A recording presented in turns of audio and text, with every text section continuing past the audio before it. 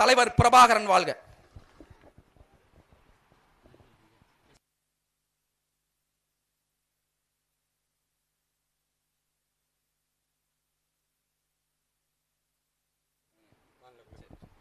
அடுத்ததாக மாநில கொள்கை பொறுப்பு செயலாளர் தேவகோட்டை அப்தாயிர் அவர்கள் உரையாற்றுவார். 2026 நாம் தமிழர் கட்சியினுடைய காரைக்குடி சட்டமன்ற தொகுதியின் வெற்றி வேட்பாளர், தமிழ்நாட்டினுடைய முதலமைச்சர் வேட்பாளர் எங்களுடைய அன்பு அண்ணன் செந்தமிழன் சீமான் அவர்களுக்கு ஏற்கலப்பை விவசாயி சின்னத்திலேயே வாக்கு செலுத்தி ஒரு மாபெரும் புரட்சி வெற்றியை கொடுக்க காத்திருக்கும் எனது அருமை காரைக்குடி சட்டமன்ற தொகுதி மக்கள் அனைவருக்கும் எனது அன்பும் வாழ்த்துக்களும்.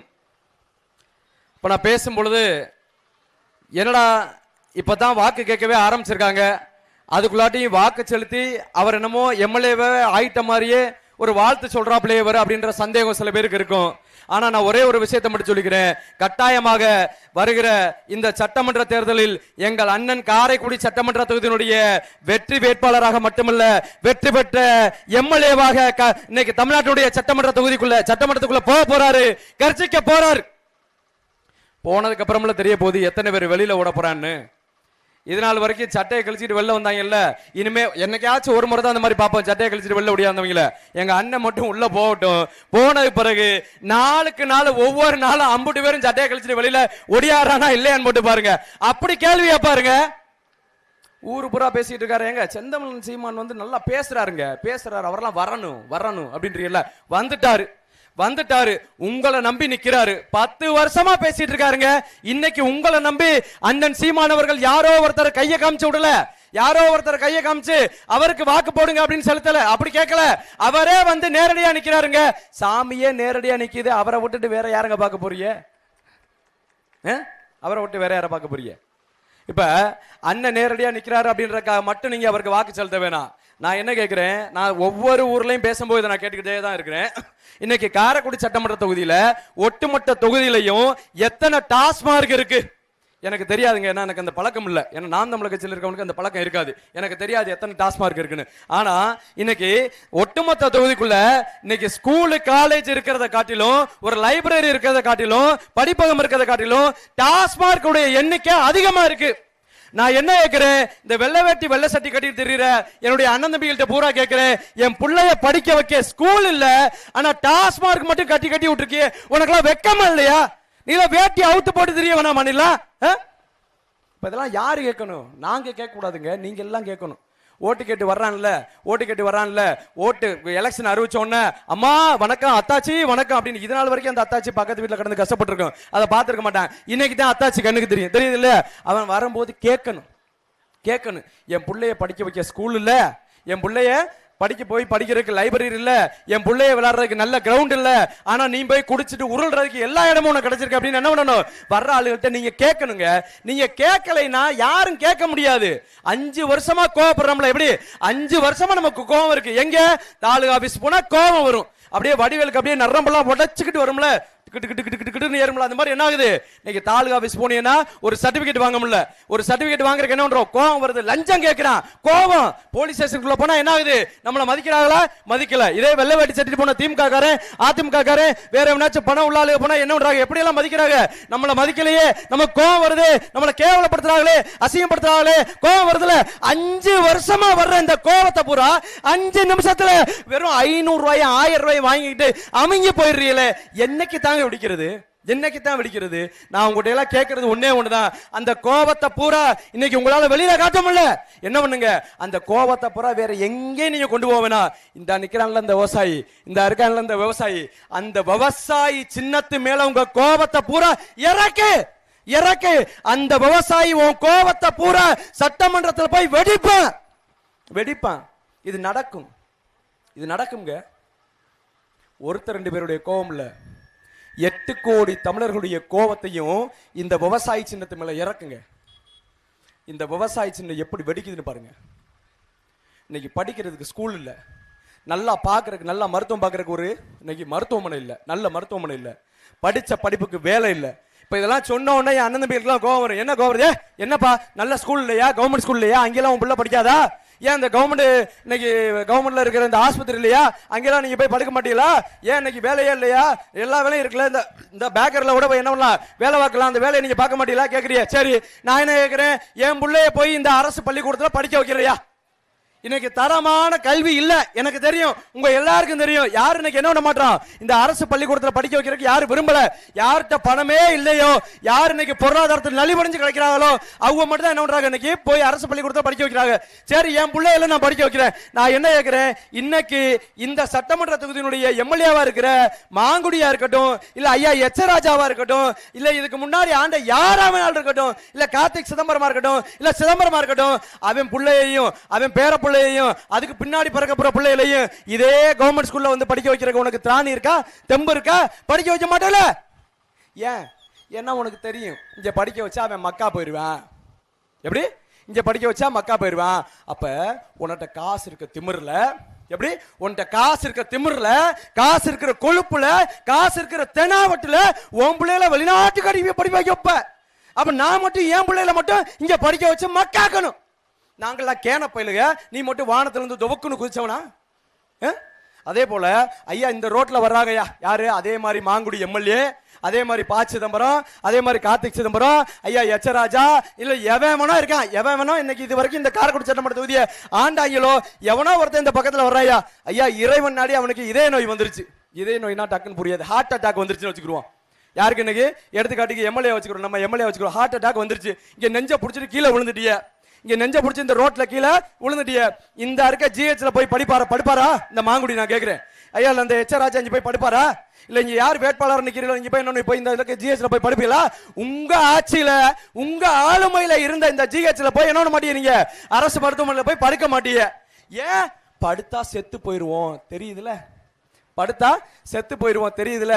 இவங்க ஏன் 35 வருஷம் தமிழ்நாட்டை ஆட்சி செஞ்ச ஐயா கருணாநிதியா இருக்கட்டும், 15 வருஷம் தமிழ்நாட்டை ஆட்சி செஞ்ச அம்மையார் ஜெயலலிதாவா இருக்கட்டும், உடம்பு சரியில்லைன்னு ஏன் நீங்க நடத்தின அரசு மருத்துவமனையில போய் படுக்கல? ஏன் இதை ஒருத்தன் கூட கேட்கல? என்ன உங்களுக்கு தெரியும், படுத்தா செத்து போயிருவோம். எப்படி? படுத்தா செத்து போயிருவோம். அப்ப உனக்கு காசு இருக்கிற திமிரு, எப்படி உனக்கு காசு இருக்கிற திமிரு, உனக்கு காசு இருக்க கொழுப்பு, உனக்கு காசு இருக்க தெனாவட்டு, நீ மட்டும் போய் அப்போலோல போய் படுத்துக்கிருவ, காவேரில போய் படுத்துக்கிருவ. என்னைய வளர்த்த, தூக்கி வளர்த்த, பெத்து வளர்த்த நான் அழகாவே இல்லைனால, அப்போ உன்ன மாதிரி அழகான புள்ள இருக்காடா, உன்ன மாதிரி அறிவான புள்ள இருக்கான்னு என்னைய பாராட்டி சீராட்டி பொட்டு வச்சு பூ வச்சு வளர்த்த எங்க அப்பனையும் ஆத்தாலையும் நான் காசு இல்லைன்ற ஒரே காரணத்துக்காக இந்த கவர்மெண்ட் ஆஸ்பத்திரியில் படுக்க வச்சு நான் சாகரிக்கணும், நீ மட்டும் நல்லா வாழணும். அப்ப உன் உசுறு மட்டும் பெரிய, இந்த உசுறு எங்க உசுறுல என்ன ரோட்ல கிடக்குற மசுரா? நான் கேட்கிறேன். அப்ப காசு இருந்தா நீ என்ன வேணாலும் பண்ணுவ, எங்க தலையில ஏறி உட்கார்ந்துக்குவ, நாங்க மட்டும் ரோட்ல கிடந்து சாகணும்.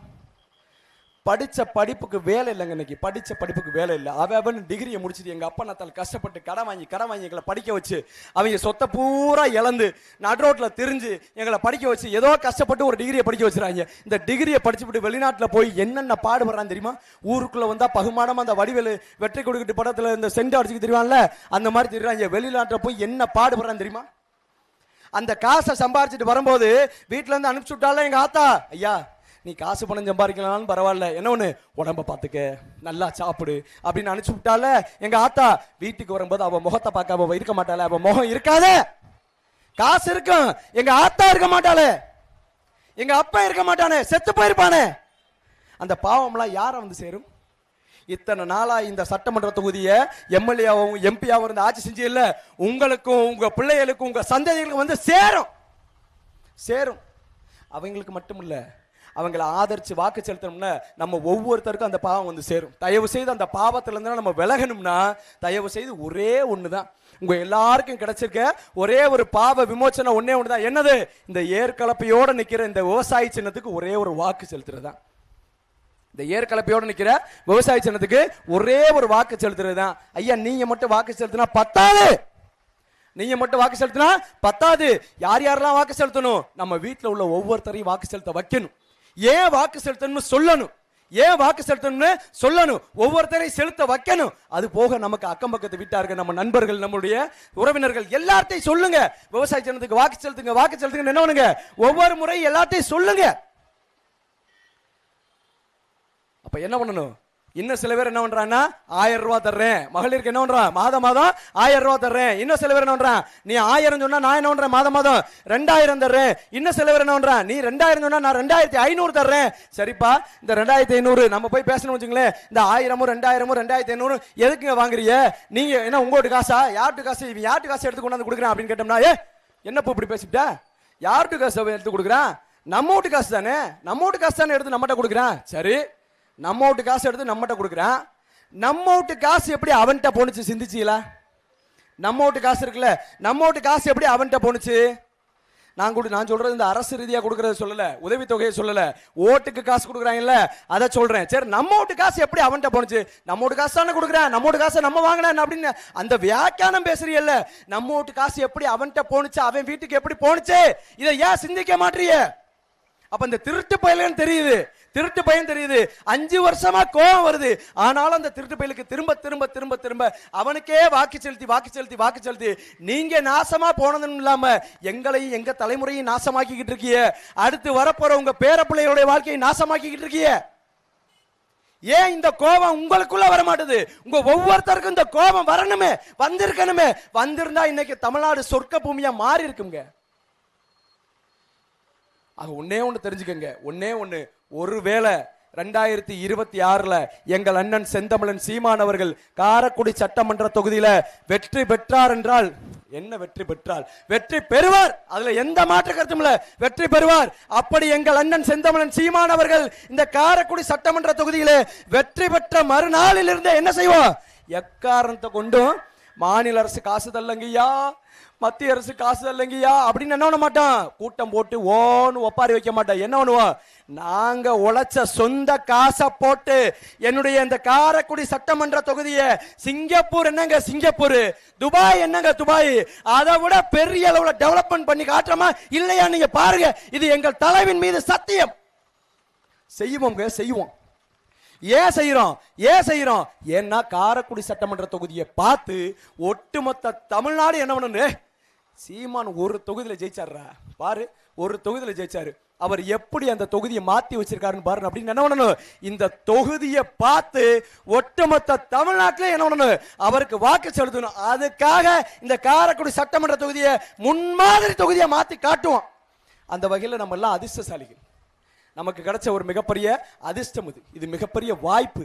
இந்த வாய்ப்பை நம்ம பயன்படுத்தலைன்னா வேற இன்னொரு வாய்ப்பு நமக்கு எந்த காலத்திலையும் கிடைக்காது, எந்த காலத்திலையும் கிடைக்காது, எந்த காலத்திலும் கிடைக்காது. இன்னொரு விளம்பரம் ஒன்று போட்டுக்கிட்டு இருக்காங்க. ஒரு பொம்பளை பிள்ளை என்ன பண்ணுது, ஒரு பொம்பளை பிள்ளை ஸ்கூலுக்கு போயிட்டு இருக்கு, சின்ன பிள்ளை என்ன ஆகுதுன்னா ஸ்கூலுக்கு போகுது. அப்போ ஒரு அம்மா சொல்றாங்க, சே பாவம் சாப்பிடாம போறாளே ஸ்கூலுக்கு அப்படின்னு. உடனே இன்னொரு அம்மா சொல்லுது, என்ன சொல்லுது, அந்த பிள்ளையோடைய அம்மாவுக்கு இருந்தது ஒரே ஒரு சின்ன பார்த்து கவனமா போங்க. அப்ப அந்த பொம்பளை பிள்ளைக்கு இருந்தது ஒரே ஒரு சொந்தம், அந்த பிள்ளையோடைய அப்பா மட்டும்தான். அவனு செத்து போயிட்டான். அந்த பிள்ளைக்கு யார் சோறு போடுவா அப்படின்னு அது சோகமா போகுது ஸ்கூலுக்கு போய் சோகமா என்ன பண்ணுது, முதலமைச்சரின் காலை உணவு திட்டம் அப்படின்னு அந்த இந்த கிடக்கும்ல, அது புழு கிடக்கும்ல, அந்த உப்புமாவை சாப்பிட்றத விளம்பரமா போறேன். நான் என்ன கேட்கிறேன், அந்த பிள்ளை பட்னியா போகுது, அங்க போய் சாப்பிடுது. சரி, அவங்க அப்பே செத்தான்ல, ஏன் செத்தான், குடிச்சு நீ ஓபன் பண்ணி வச்ச அந்த டாஸ்மார்க்ல குடிச்சு செத்தான், அதையும் போடுற, அதை விட்டுவிட்டு அந்த புள்ள பட்னியா போகுதுன்றதை மட்டும் போடுற. அந்த பிள்ளையோட அப்ப ஏன் செத்தான் போடு, குடிச்சு செத்தவனுக்கு 10 லட்சம் ரூபாய், உழைச்சு செத்தவனு நடு ரோட்ல போட்டு மிதிக்கிற. நீ என்ன இந்த மக்களுக்கான அரசு, எந்த கொம்பனும் குறை சொல்ல முடியாத ஆட்சியை செஞ்சு கொண்டு இருக்கோம்னு ஒரு கொம்பை மண்டையில முடிய இல்லாம டோப்பா வச்சு சொல்லிக்கிட்டு இருக்காரு. அவர்கிட்ட நான் என்ன கேட்கிறேன், இந்த காரைக்குடி தொகுதியில இந்த நடந்த இந்த கூட்டத்துல ஒரே ஒரு விஷயம் தான் எங்க அண்ணன் கேட்டாரு. என்ன கேட்டாரு, ஏதோ 11 11 to 11 பார் ஓபன் பண்ணீங்களாமே sir, Mangudi sir, excuse me, hello, 11 11 to 11 bar open பண்ணீங்களாம்ல, அதுல வந்த லஞ்ச காசை வச்சுதான் இன்னைக்கு இருக்கிற இந்த பள்ளிவாசல், கோவில், சர்ச்சுக்கெல்லாம் மணியெல்லாம் வாங்கி கொடுத்தீங்களாம்ல, எஸ்கியூஸ் மீ, இதுக்கு மட்டும் சொல்லிட்டு போங்க அப்படின்னு. ஆஹா, வடிவேல் சொல்லுவான் இல்லையா, சூனாப்பானா இவ்வளவு நாள் நீ காப்பாத்தி வச்சிருந்த அருமை பெருமைக்கெல்லாம் இன்னைக்கு கோளாறு பண்ணிவிட்டாங்கன்ற மாதிரி, முதல் ரவுண்ட்ல இந்த அடி அடிக்கிறான்னா 2வது ரவுண்ட்ல சும்மா விடுவான்னு நினைக்கிற அப்படின்னு என்ன டக்குன்னு தூக்குனா பாரு, சேர தூக்கி வீசினாங்க. இதுல என் அண்ணன் தம்பி 4 பேர் வந்தாங்க தேவோட்ட காரைக்குள்ள இருந்து, அவங்க எல்லாம் டவுசர் உடன்டாங்க. கூட்டத்துக்கு வந்தவங்க டவுசரோட நின்றான். யார்? திமுக காரன், அதிமுக காரன். என்னையா நீங்க தானே அடிச்சு வீடியோல பார்த்தனே, சேர தூக்கி அடிச்சுக்கிந்திய, திமுக காரன் அதிமுக காரன் தானே தூக்கி அடிச்சுக்கிந்திய, நீங்க ஏன் டவுசரோட நின்றுட்டு இருக்கீங்க அப்படின்னா, மாப்பிள்ள என்ன நடந்துச்சுன்னே தெரியல மாப்பிள்ள, சண்டைன்னு கேள்விப்பட்டு எந்திரிச்சே மாப்பிள்ள, எவனோ ஒருத்தன் கீழே கையை விட்டா வேட்டியை உருவிட்டான் மாப்பிள்ள. ஓ வேட்டியை ஏன் உருவினா? ஓங்க வச்சுக்கார. அதை அவன்கிட்டே கேட்டேன் மாப்பிள்ள, என்ன தெரியுமா சொன்னா, ஏன்டா ஏன் வேட்டியை உருவுற அப்படின்னு சொன்னா, எங்களுக்கு அதெல்லாம் தெரியாது, சண்டேன்னு நாங்க சேர தூக்கணும்னா நீ வேட்டியை உருவன்னு 30 பேரை கூட்டி வந்திருக்காங்க. அவன் என்ன பண்ணிருக்கான்? அவன் கட்சிக்கார வேட்டியை உருவிருக்கான். திமுக காரன் முறை டவுசர்ல ஓடிட்டு இருக்கான். ஏன்டா ஒரேன்னு கேட்டா, எந்த வேட்டியை உருவன்னு தெரியாம எங்களுக்கு தேவை வேட்டியை உருவணும், அவ்வளவுதான். அவன் வேட்டியை அவனே உருவிட்டு ஓடிட்டு இருக்காங்க. உண்மையில எங்க இங்க நடந்துச்சுங்க, மகரம் போட்டல் நடந்துச்சுங்க. பாவம் அந்த நெறியாளர் மண்டையை உடைச்சுட்டாங்க. அதுல இன்னொரு கொடுமை என்ன தெரியுமா? இந்த இடத்துல நான் கண்டனம் தெரிவிக்கிறேங்க காவல்துறையை, உண்மையிலே நான் கண்டிக்கிறேங்க. ஏன் தெரியுமா? அடிச்சவன் 16 பேரா, அடி வாங்கினவன் 116 பேரா. அடிச்சவன் 16 பேர். இது என்ன இன்னும் கொடுமை தெரியுமா?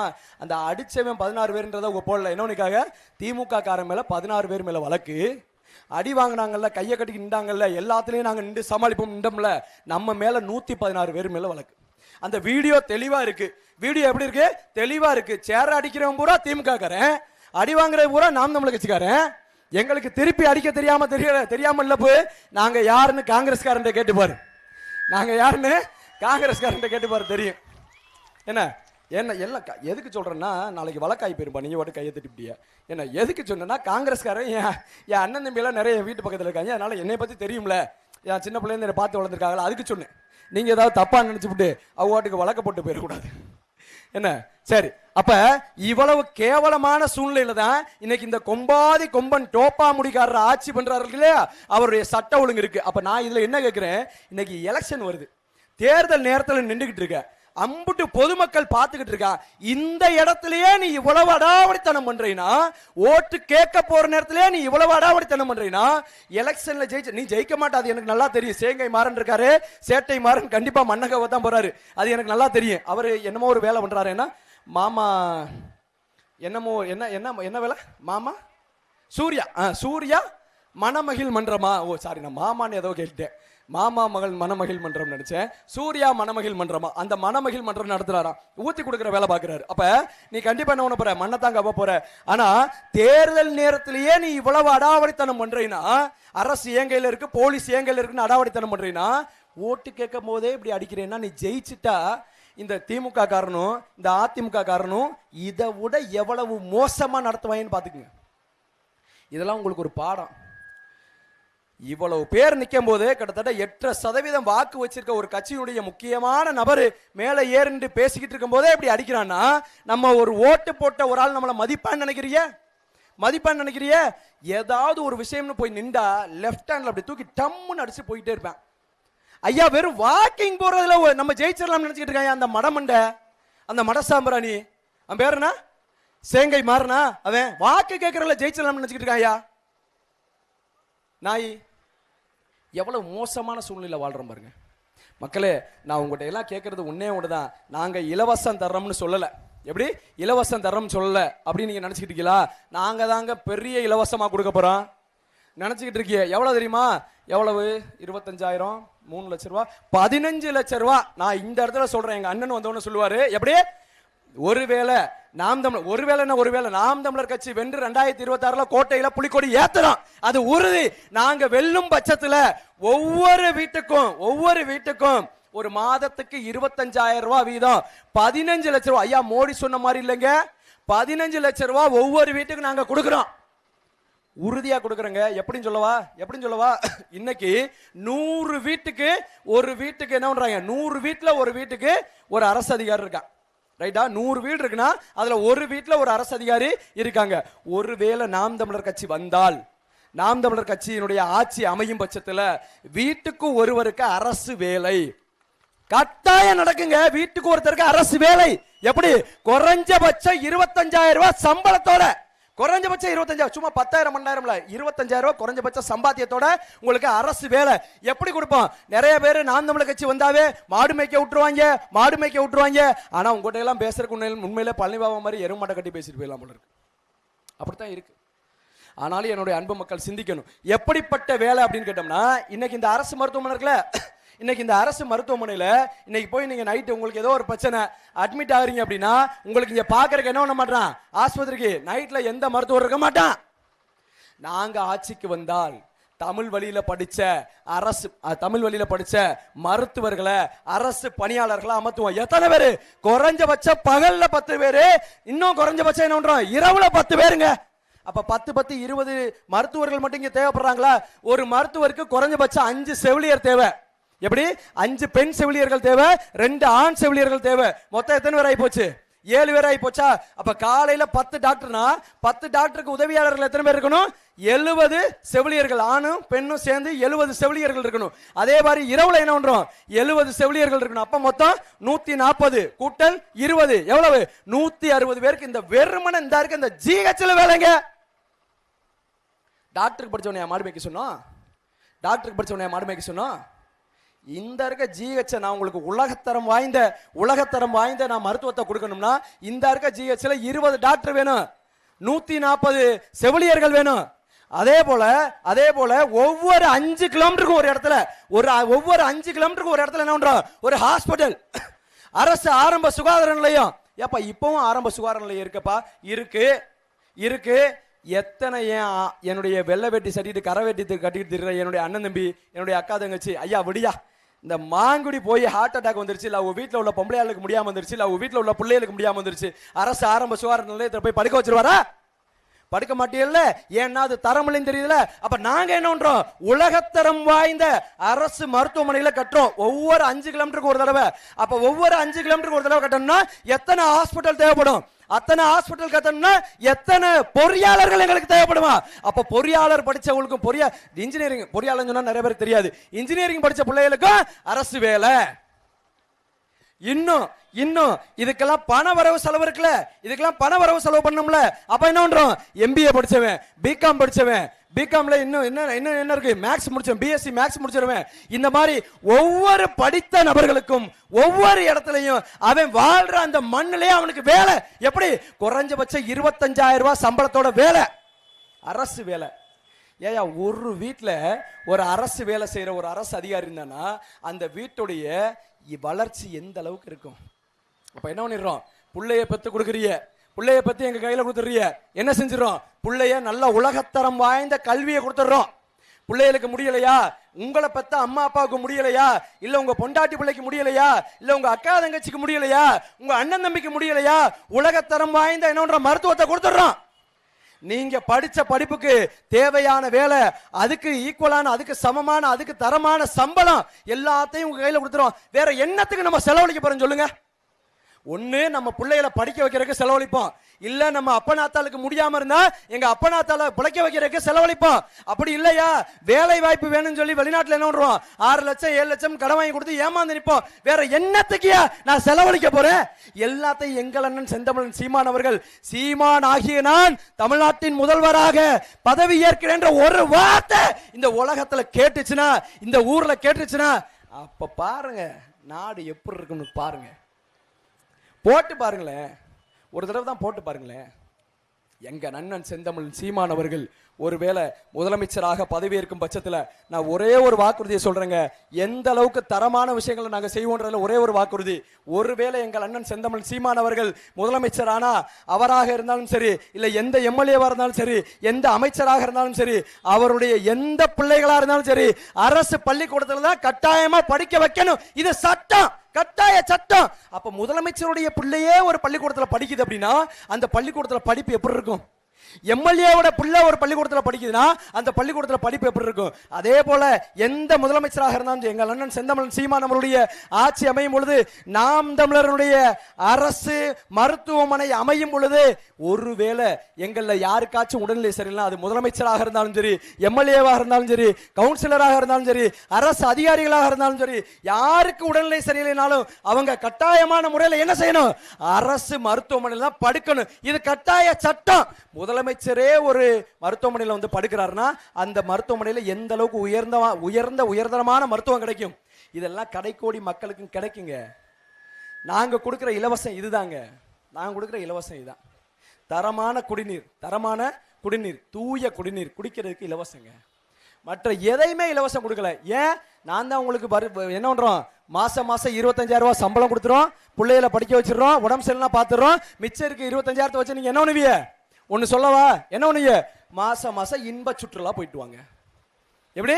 மாசம் மாசம் இன்ப சுற்றுலா போயிட்டு வாங்க. என்ன செலவு இருக்கு? எல்லாத்தையும் அரசு கொடுத்துருச்சுன்னா உங்களுக்கு என்ன செலவு இருக்கு? ஓசியா கொடுக்கலங்க. இந்த நிறைய பேர் சொல்லிட்டு இருக்காங்கல்ல, ஓசியில கொடுத்த என்னமா அவன் அப்பா காசை கொடுத்த மாதிரி நிறைய பேர் சொல்றாங்க. அந்த மாதிரி ஓசியில கொடுக்கல. நீங்க உழைச்ச உழைப்புக்கு நீங்க வெளியில போய் உழைக்காம அரசிட்ட உழைங்க, அதுக்கு 25,000 ரூபாய் சம்பளம் வாங்கிக்கங்க.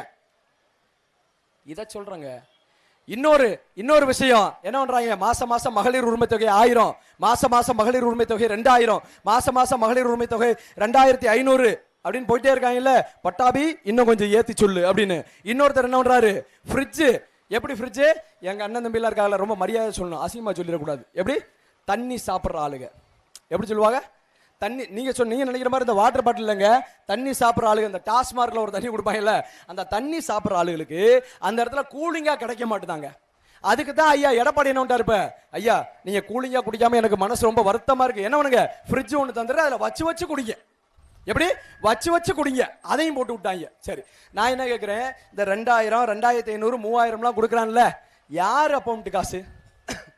யார் அப்பம்ட்டு காசுன்றேன் ஐயா. நான் கேட்கிறேன், இந்த இடத்துல 1000 ரூபாய் மாசம் மாசம் ஸ்டாலின் கொடுக்கிறாரு.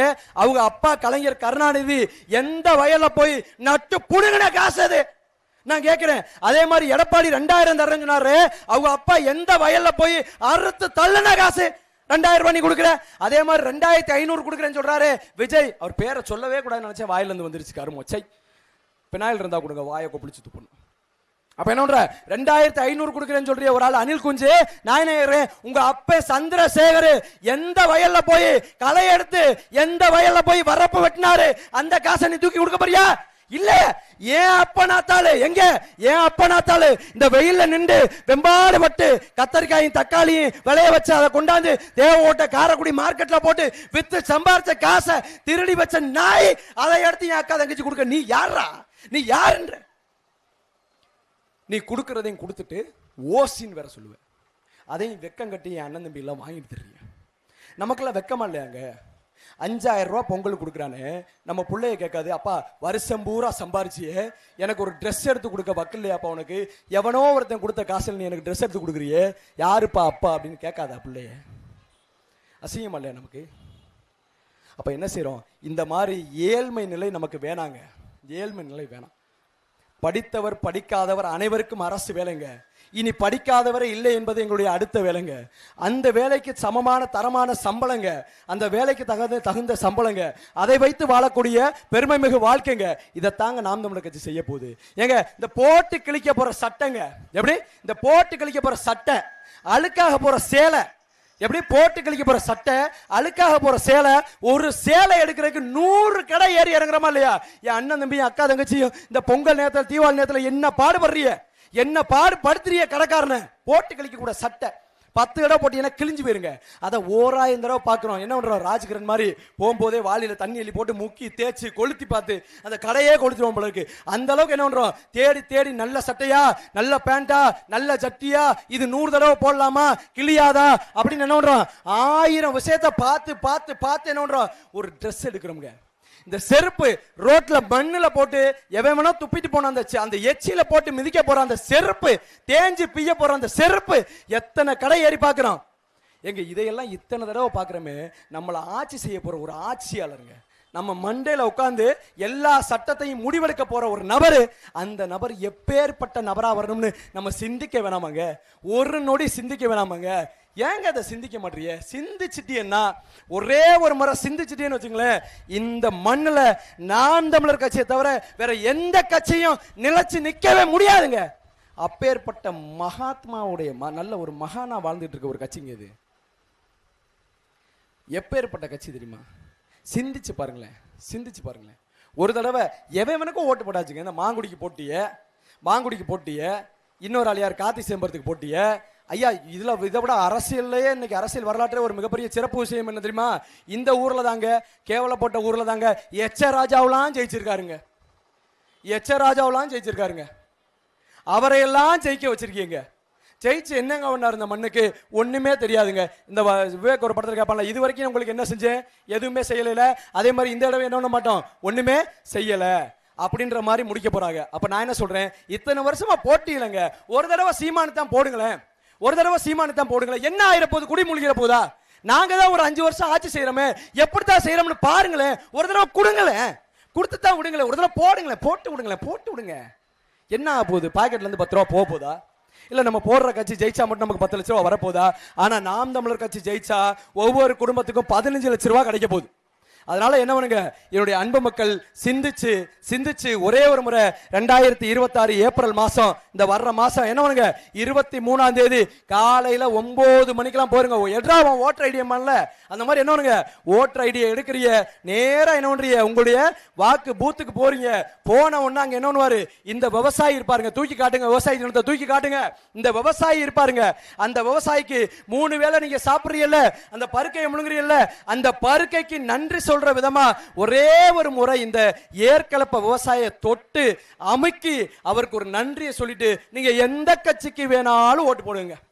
என்ன பண்ணுங்க, இந்த விவசாய ஒரே ஒரு தடவை நன்றி கடனா, சாப்பிடுற சோத்துக்கு நன்றி கடனா என்ன பண்ணுங்க, ஒரே ஒரு முறை இந்த ஏற்கலப்பை விவசாயிக்கு வாக்கு செலுத்தி எங்கள் அண்ணன் செந்தமிழன் சீமான் அவர்களை புரட்சிகர வெற்றி அடைய வைக்க காரைக்குடி சட்டமன்ற தொகுதி தான் இந்தியாவிலேயே மிகவும் சிந்திக்கக்கூடிய அறிவான நபர்கள், அறிவான மக்கள் வாழ்கின்றார்கள் என்ற வரலாற்று சிறப்புமிக்க ஒரு மிகப்பெரிய புரட்சியை படைக்க காத்திருக்குதுங்க இந்த காரைக்குடி சட்டமன்ற தொகுதி. எங்க அண்ணன் கட்டாயம் ஜெயிப்பாருங்க, அதுல எந்த மாற்று கருத்தும் இல்ல. அதுல உங்க கட்டு இருந்தா, அதுல உங்க கருத்து இருந்தா, எப்படி உங்க கருத்தும் இருந்தா, உங்க ஓட்டும் இருந்தா, உங்களுக்கு கிடைச்சிருக்க ஒரு மிகப்பெரிய பொன்னான வாய்ப்புங்க இது, வாய்ப்பு. நான் என்ன சொல்றேன், இன்னைக்கு நாம் தமிழர் கட்சியில நான் பயணிக்கிறேன். நாம் தமிழர் கட்சியில பயணிக்கிறேன்னா என்னோட தெம்பு இருந்தா, திராணி இருந்தா, அறிவு இருந்தா, என்ன விஷயமா வேணாலும் உனக்கு உண்மையிலே திராணி இருந்தா இதே இடத்துல மேடை போடுவோம். இல்ல அதே இடத்துல நம்ம அந்த என்ன மகரணம் போட்டல்ல மேடை போடுவோம். அதே மேடை போட்டு நான் வர்றேன் எங்க அண்ணன் செந்தமிழன் சீமான் தேவையில்லைங்க, எங்க அண்ணன் இடுமோன கார்த்தி தேவையில்ல, எங்க அண்ணன் சாட்ட தேவையில்லைங்க, செய்யது வர்றான், செய்யது அபுதாயிர், நான் வர்றேன். இதே இடத்துல மாங்குடியா இருக்கட்டும், இல்ல எது நிக்கிற தேர்வோகியா இருக்கட்டும், இல்ல எங்க அண்ணன் செந்தில்நாதனா இருக்கட்டும், ஐயா இங்க படுத்துக்கிட்ட அண்ணா ஜோசப்ல படுத்திருக்காரு, யார் ஒரு முத்துத்துறையா இருக்கட்டும், இல்ல அவருக்கு பின்னாடி அவரை எப்படா ஒழுவாரு, அண்ணன் எப்படா சாவான், திண்ணை எப்படா கிடைக்கும் நிக்கிற குணசேகரனா இருக்கட்டும், இல்ல யாராகட்டும், இந்த சேட்டை மாறினா சேங்கை மாறினா சேட்டை மாறினா அந்த சேட்டை மாறினா இருக்கட்டும், எந்த கொம்பாதி கொம்பனா இருந்தாலும் வா, என்னோட ஒரு 1/2 மணி நேரம் என்னோட விவாதம் பண்ணி நீ ஜெயிச்சிரு, நான் உனக்கு வந்து ஓட்டு கேட்கிறேன். ஆம்பளை, நீ ஆம்பளை ஜெயிச்சிரு. எனக்கு அந்த திராணி இருக்குடா, எனக்கு அந்த திராணி இருக்கு. எந்த கட்சி வேட்டியை உருவுறோம்னே தெரியாம அவன் கட்சியை வேட்டி உருவுற நாய்க்கு தெரியுமா? எங்களுக்கு ஒரு மிகப்பெரிய கொள்கை இருக்குங்க. எங்கள் அண்ணன் செந்தமிழன் சீமான் அவர்கள் வெற்றி பெற்றார் என்றால் இந்த எப்படி மாத்தணும் ஒரு கனவு கோட்டை இருக்குங்க, எங்களுக்கு மிகப்பெரிய கனவு இருக்குங்க. எப்படி இந்த காரைக்குடி சட்டமன்ற தொகுதியை மாத்தன்ற கனவு இருக்குங்க. ஆனா இதே சில பேர் திட்டுறாங்க, எங்க தளபதி சிஎம் ஆகணும், எங்க தளபதி எப்படியாவது சிஎம் ஆயிடணும். சரி, உங்க தளபதி சிஎம் ஆயிட்டாரு, என்ன செய்யணும் சிஎம் ஆகி? அதெல்லாம் எங்களுக்கு தெரியாதுங்க. எங்க தளபதி சிஎம் ஆகணும், அவர் படம் நாங்க பார்க்கணும், ஐயோ மாமா அப்படின்னு அழுதுட்டு இருக்காங்கல்ல, அவங்கள்ட்ட எல்லாம் நான் போய் கேளுங்களேன். தெம்பு இருந்தா, திராணி இருந்தா அவங்கள்ட்ட கேளுங்க. என்ன கேளுங்க, எப்பா நீ சிஎம் ஆகி என்ன ஆகணும் கேளுங்க. ஆனா எங்கள் அண்ணன் செந்தமிழன் சீமான் அவர்கள் ஒருவேளை 2026ல நாம் தமிழர் கட்சி ஆட்சி அமைச்சு 2026ல இங்கே எங்கள் அண்ணன் செந்தமிழன் சீமான் அவர்கள் வெற்றி பெற்றால் முதலமைச்சர் நாற்காலியில உட்கார்ந்த உடனே எங்களுக்கு மிகப்பெரிய கனவு இருக்குங்க. புரட்சி மாற்றத்தை நாங்க என்ன கொடுப்போம். நாம் தமிழர் கட்சி கட்டாயம் வெல்லும், உறுதியாக வெல்லும். நன்றி, வணக்கம். நாம் தமிழர். தலை தூக்குது தமிழ்நாடே, தலை தூக்குதுங்க.